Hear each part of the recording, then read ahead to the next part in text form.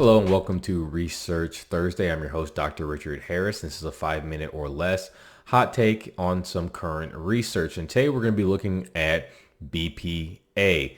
BPA stands for bisphenol A. A lot of people know about this from plastics, and it's been linked to a host of adverse conditions. So let's talk about what this study looked at.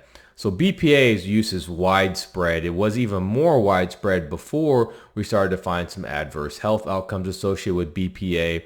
BPA is used in plastic water bottles, sports equipment, some medical devices. It's even in dental sealants and some of the composites. BPA is used in receipts. So thermal receipts, like when you go and buy something. It's also inside food cans, beverage cans, and it's used to line pipes. So BPA is all over the place.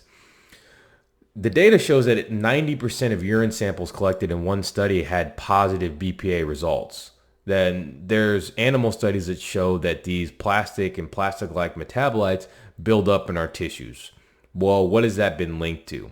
So exposure to BPA has been linked to arrhythmias, has been linked to cardiovascular disease, has been linked to heart failure, as well as changing the way the heart works. So we call this cardiac remodeling. It basically means you get fibrosis and scar tissue in the heart. And then BPA exposure is linked to obesity, diabetes, and hypertension, and cardiovascular disease, as we mentioned. So what this study looked at was two groups of people, and it found that those who had the highest amounts of BPA exposure had about a 49% increased risk of death from all causes. We call that all-cause mortality.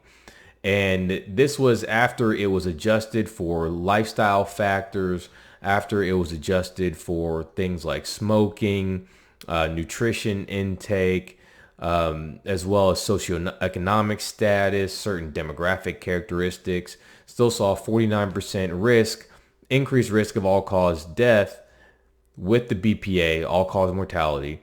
And then they looked at cardiovascular results, and that was 46% higher intake. So this study further looks at what we know is that BPA is associated with a bunch of really, really bad health outcomes. And that's why all the products that you see now are BPA free. Well, that sounds good, right?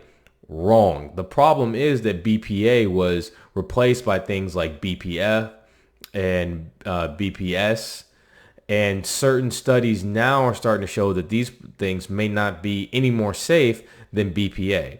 And that's just one of the things that are in plastic. You know, there's a whole bunch of artificial compounds in plastic that have been linked to adverse health outcomes. So that's why one of the things we always recommend is storing your food in glass containers and trying to avoid canned foods and avoid receipts if possible.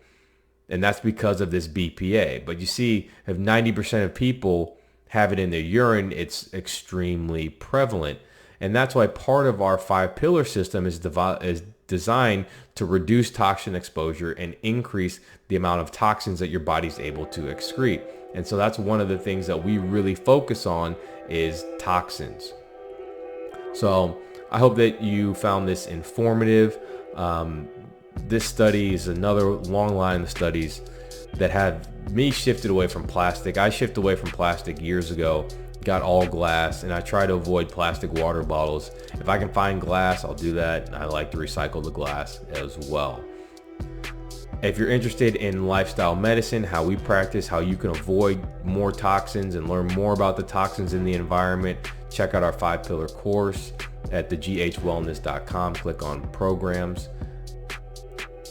Thank you and have a blessed evening.